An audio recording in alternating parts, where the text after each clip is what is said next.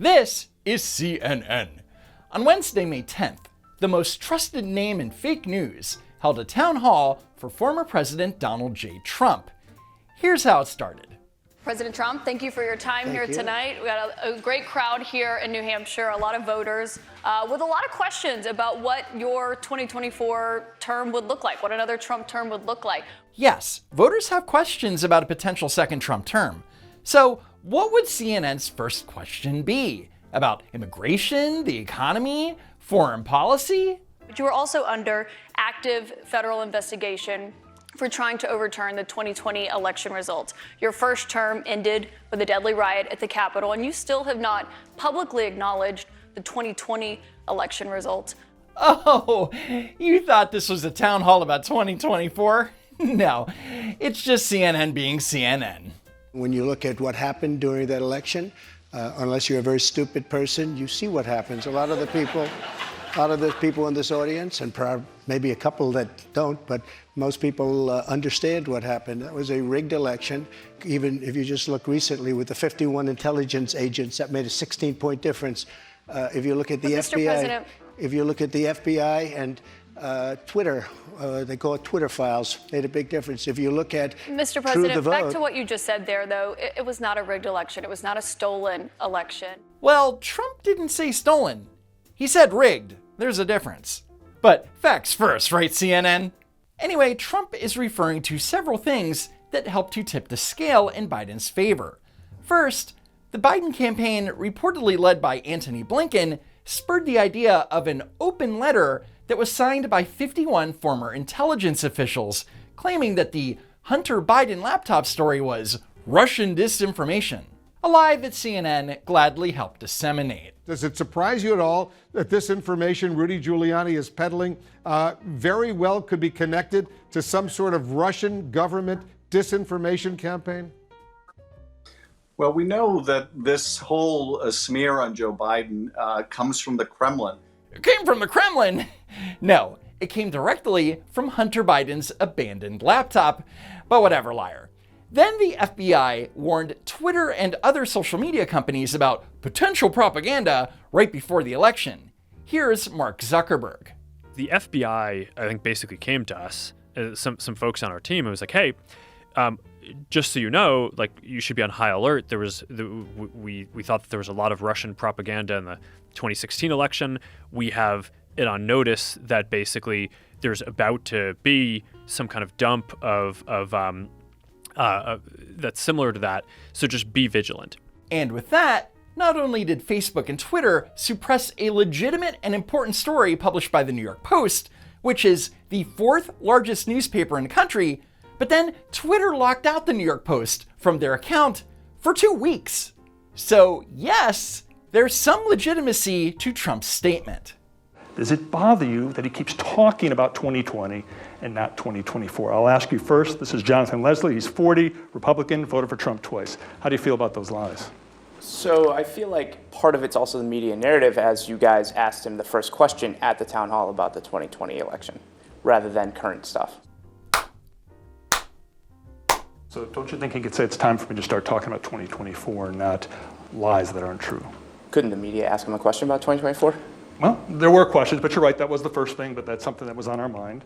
So CNN, lacking any self-awareness whatsoever, is like, why does he keep talking about 2020? And then a voter responded, you're the ones who asked about it, idiots. And then a moderator responded, oh, well, it was something that was on our mind. F***ing clown world. You did tell your supporters to come to Washington. You tweeted about it, about Sure, that speech that happened on the rally. Am I allowed to say that? When they went to the Capitol and they were breaking into the Capitol, smashing windows, injuring police officers, why did it take you 3 hours to tell them to go home? I don't believe it did. Oh, let me pull it out. I have to pull it out. If you look January 6th, this is before 2:30. I am asking for everyone at the U.S. Capitol to remain peaceful. This is right after, as it was happening. So in this instance, Kait-LYIN Collins is right. She said, why did it take you 3 hours to tell them to go home? Not, why did it take you 3 hours to address the violence? Which Trump did in fact address. But CNN would never frame a question in a way that would make Trump look good. So moving on. Next, President Trump was asked about the Russian invasion of Ukraine and how he would approach it. But here's the thing. I have to say it to start off, no longer matters. If I were president, this would have never happened. And even the Democrats admit that. Putin knew it would have never happened. And his pipeline would have never happened. A lot of things would have never happened. But this would never have happened. And all those dead people. First of all, just anecdotally, Democrats know that if Trump was president, that Putin would not have moved on Ukraine. And the reason is because Putin didn't invade Ukraine while Trump was president. And take into consideration Joe Biden's withdrawal from Afghanistan, i.e. the single worst foreign policy blunder in American history. That unmitigated disaster made the United States look incredibly weak. And according to a February 2022 Harvard-Harris poll, 6 in 10 voters believe that had Trump been president, Putin would not have invaded.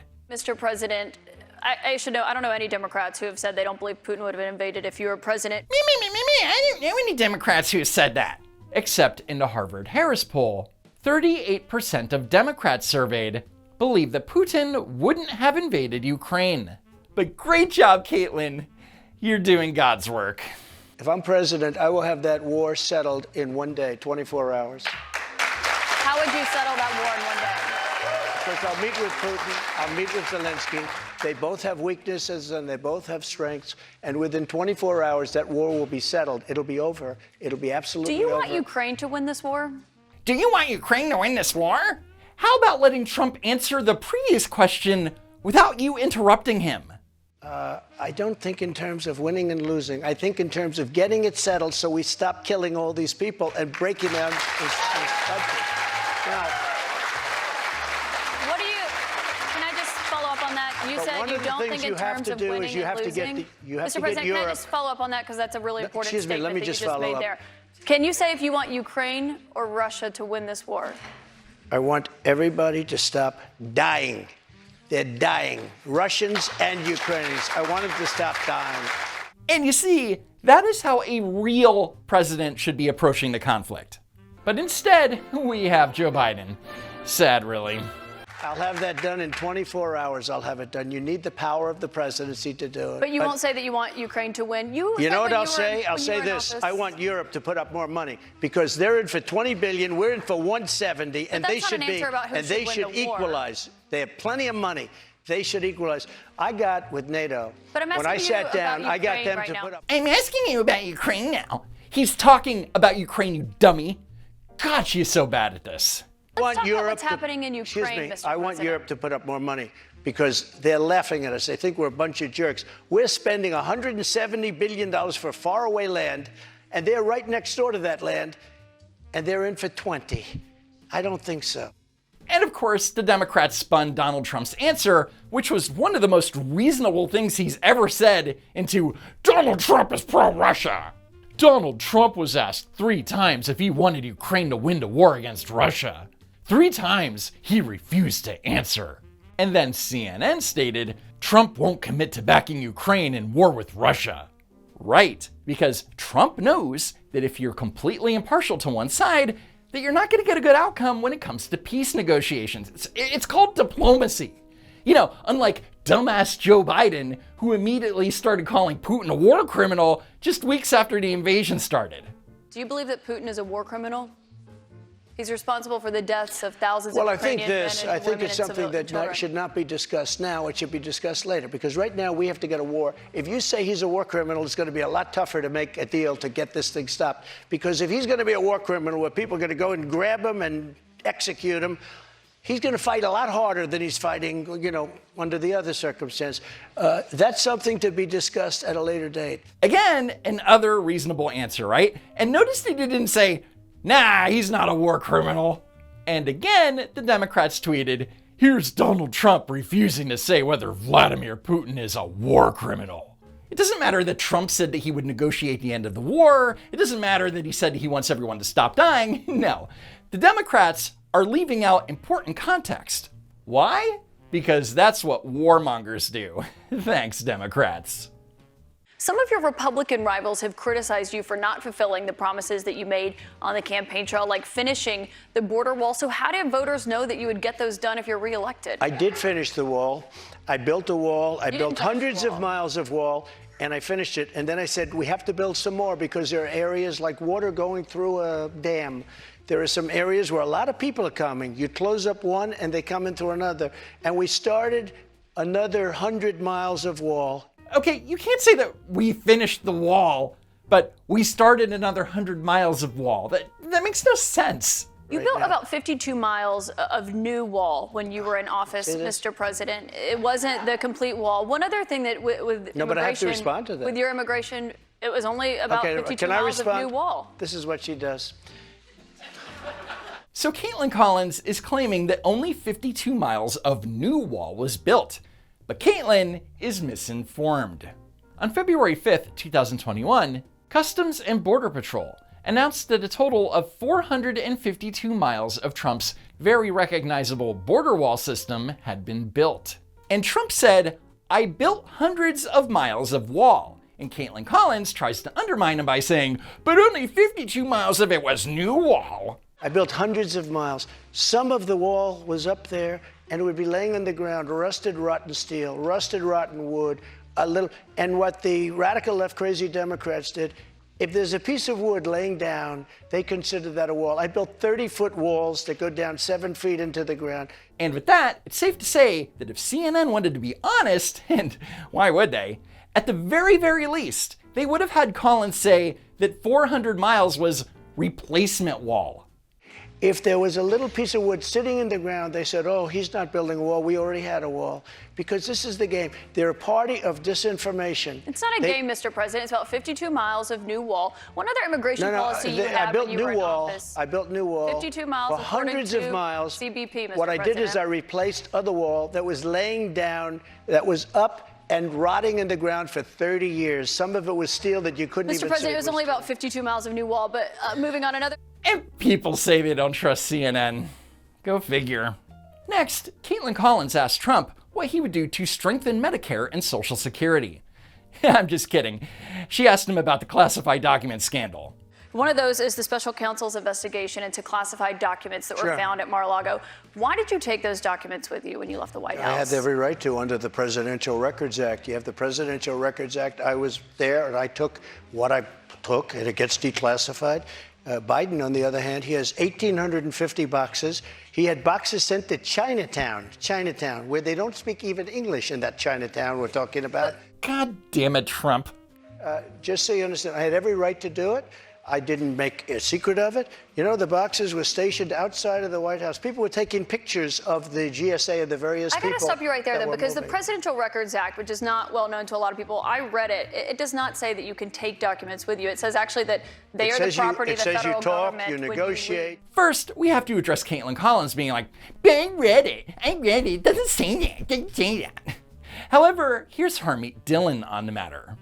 President Trump had the absolute authority under federal law to declassify documents and also to keep documents for a period of time while he was looking through them for his archives before turning them over to the National Archives. Just so it's you not know, that you can negotiate to take the documents with you. Can I tell you, just so you understand, the Presidential Records Act is not criminal.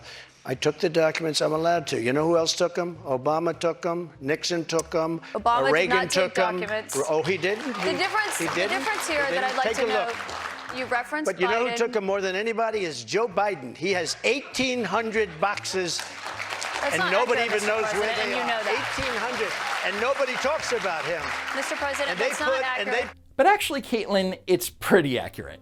Joe Biden has over 1,800 boxes of documents from his 100 years in the Senate being held at the University of Delaware. And remember when there were questions regarding personnel files related to the Tara Reade accusations? And Biden was like, "You can't look at my records." The fact is that there's a lot of things of speeches I've made, positions I've taken, interviews that I did overseas with people, all of those things relating to my job. And the idea that they would all be made public in the fact while I was running for public office, they could be really taken out of context. The papers are position papers. They are documents that existed and that when I, for example, when I met with Putin or when I met with whomever, and all of that to be fodder in a campaign at this time, I don't know of anybody who's done anything like that. Translation? It would be terrible if these records were made public and people tried to use my own words against me. And I bring this up because, well, it's funny. And it also shows that he's a hypocrite when it comes to transparency. But the 1,800 boxes are important because remember, after several searches, it was found that Biden had stored classified material in a closet at the Penn Biden Center, in his home, and in boxes in his very unsecure garage. Documents that the National Archives had no idea existed. And that means that it's highly likely that when the search at the University of Delaware is completed, even more classified documents will be found. And of course, the big difference with Trump is that, unlike Biden, the National Archives and the FBI knew that Trump was storing those documents. They knew exactly which documents were being stored, they had access to them, and even told Trump to put an extra lock on the door. And whether Obama or Reagan or whoever did or didn't take documents shouldn't even be the issue. Kait-LYIN Collins' job is to moderate a town hall, but instead she's constantly interrupting Trump and attempting to fact check him in real time, when instead she should be asking questions and then letting him give an answer. He has documents from when he was a senator, and even Democrat senators say, I can't believe it. No, I went by the Presidential Records Act, and we were negotiating with NARA. That's not what it says, and Mr. NARA President. That's not what it says. They're not left. They're bipartisan. And you thought CNN's credibility couldn't get any worse. Sad, really. So now we've arrived to the most memorable moment of the evening. Her dog, or her cat, was named Vagina. Classic Trump. But seriously, the actual biggest moment of the night was when Kait-LYIN Collins asked Trump a redundant question and then kept interrupting him and not letting him answer. So please enjoy. You did. And so that's the question. 1,850 boxes. But that's the question that investigators have, I think, is why you held on to those documents when you knew the federal government was seeking them and then had given you a subpoena to return them. Are you ready? Are you ready? Can I talk? Yeah, what's the mind? answer? Do you mind? I would like for you to answer the question. Okay, it's very simple to answer. That's why I asked it. It's very simple to, you're a nasty person, I'll tell you. Yeah, what's the answer? I want you to answer. That's why I asked it. It's a simple question to answer. Kait-LYIN Collins is not remotely ready for prime time. And honestly, she deserved it when Trump pushed back on her. The next night, Anderson Cooper's monologue went viral when he addressed the fake outrage coming from the left. Many of you have expressed deep anger and disappointment. Many of you are upset that someone who attempted to destroy our democracy was invited to sit on a stage in front of a crowd of Republican voters to answer questions and predictably continued to spew lie after lie after lie. And I get it. It was disturbing. Oh, so CNN is suddenly concerned about integrity, guys. And remember that CNN is the same network that had to pay millions of dollars to Nick Sandmann after defaming him by claiming that he was harassing a Native American protester. Remember that? The same network that, for years, allowed Representative Adam Schiff to spew lie after lie after lie, claiming that he had evidence of Trump colluding with Russia. But we do know this. The Russians offered help, the campaign accepted help. The Russians gave help, and the president made full use of that help. And there it is in the Oval Office, another wonderful propaganda coup for Vladimir Putin, seeing the President of the United States holding up a newspaper promoting Kremlin propaganda. It's really incredible. But instead of being embarrassed over allowing this slimy worm to lie over and over again, CNN continues to reward Adam Schiff by asking him to come on and give his expert commentary. And never forget that CNN is the same network that brought you the now infamous, fiery, but mostly peaceful meme. Now, many of you think CNN shouldn't have given him any platform to speak, and I understand the anger about that. Giving him the audience, the time, I get that. You have every right to be outraged today and angry and never watch this network again. However, based on the ratings, For people to stop watching CNN, they'd have to be watching in the first place. Which they're not. Anyway, that's it for now. Follow me on Twitter at Don'tWalkRun. Be sure that you're still subscribed to the channel. And as always, thanks for tuning in, and I hope to see you next time. If there is next time.